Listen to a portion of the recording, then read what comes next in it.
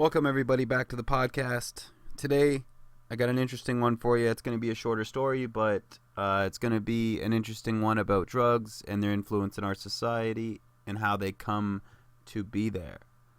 So, let's get right into this.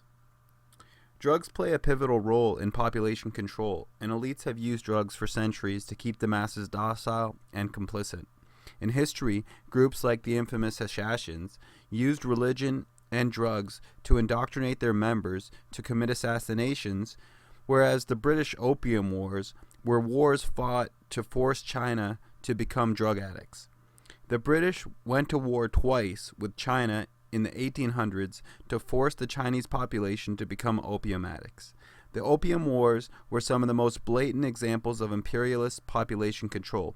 The British wanted to keep the Chinese people from uniting and revolting against their imperial government, and also needed a place to offload the thousands of kilos of opium that they acquired in Afghanistan and India. It is no coincidence that writers like Aldous Huxley would describe a futuristic dystopian society that was controlled by drugs and sex. He learned from history and from elites in Britain that drugs would be one of the most effective weapons to divide and destabilize a society. It is no coincidence that police and elite conservatives would be the ones smuggling drugs into our society, as controlling the lower classes is easier when they are incapacitated and complacent. We can see many examples of this in recent history. Starting with the Opium Wars in China, we see how Britain used drugs to keep the population complacent and to ensure British rule. When the Chinese resisted, their cities were bombed by British gunships and their ports besieged, in a war meant to force the Chinese to accept opium. Interestingly enough, during the U.S. invasion and war in Afghanistan, opium exported in Afghanistan after the Taliban had worked for years to limit its production. This may simply be a coincidence, but probably not. More recently, we can find a direct link to the mafia's role in smuggling drugs into various countries around the world. Cuba is the most glaring example of this drug smuggling network. Under the Batista government in the 1950s, Cuba became the money laundering capital for mobsters and American corporate elites. Meyer Lansky worked directly with Bautista to make Cuba a safe haven for criminals and elites to gamble, smuggle, and profit.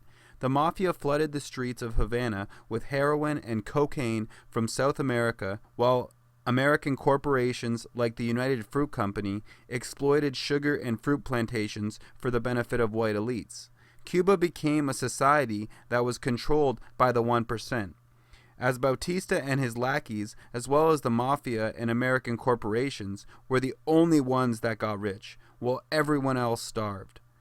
This is why drugs were being pushed into the slums, because they provided an easy escape from reality and the virtual slave labor that fruit and sugar plantations offered.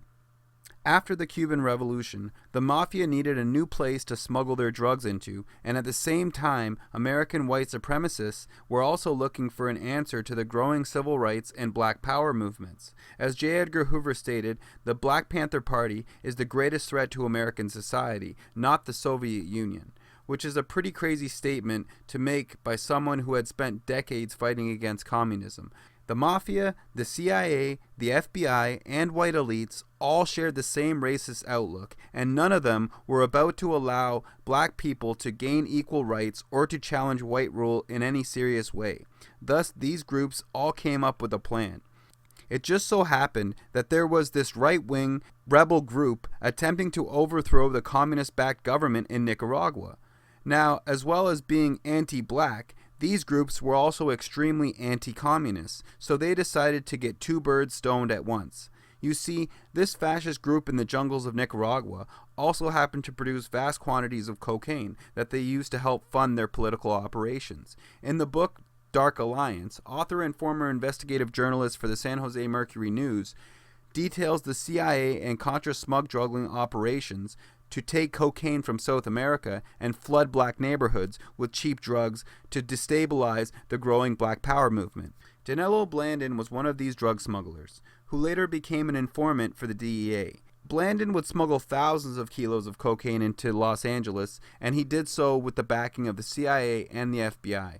The war on drugs was really a war to keep drugs in the ghetto and away from suburban white communities. More recently, a police union executive was arrested for smuggling thousands of opiate pills into San Jose County to distribute throughout the state of California. It is no coincidence that we find elites involved with smuggling these drugs onto our streets, yet it will always be labeled an isolated incident or just a greedy individual and not an organized system of pumping drugs into our society to keep us complacent and disorganized. Remember that the CIA and military intelligence groups were heavily involved with the development of LSD and MDMA. Also, do not forget that Britain worked for half a century to flood Chinese streets with opium to keep it firmly under British rule.